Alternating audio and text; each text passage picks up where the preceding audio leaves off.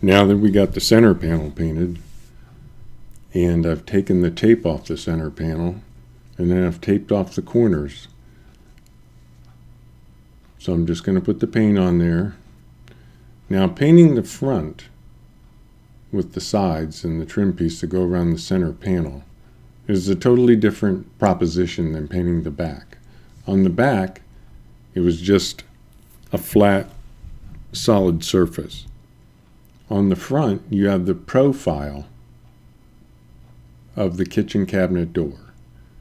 And what you want to do with this look is the grooves on the door, you want to keep the paint in there, but then take the paint off the rest of the door. So if you count the grooves on this door, there are 7 grooves on each side. Counting the one right off that center panel there, that center panel is raised up about 1/16 of an inch. So I've been using the dry rag, and it's already dry. The paint's already dry by the time I get that off. So now I'm going to get the wet rag. And if you'll notice, with the dry rag and the wet rag, I'm just wrapping that rag around my finger there and holding it tight.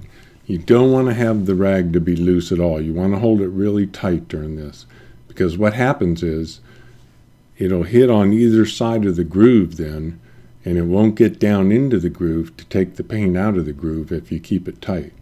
Now, that's not true totally as far as, having a super fine line in that groove, because you don't want it to be mechanical looking, in that you don't want the paint in the grooves to be exactly uniform all the way around, and even the same for the length of the groove. So some of the paint will come out just as the natural course of wiping it out, and some won't, but you want to keep most of it in there.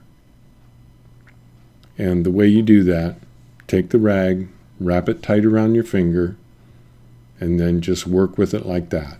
And it works pretty good.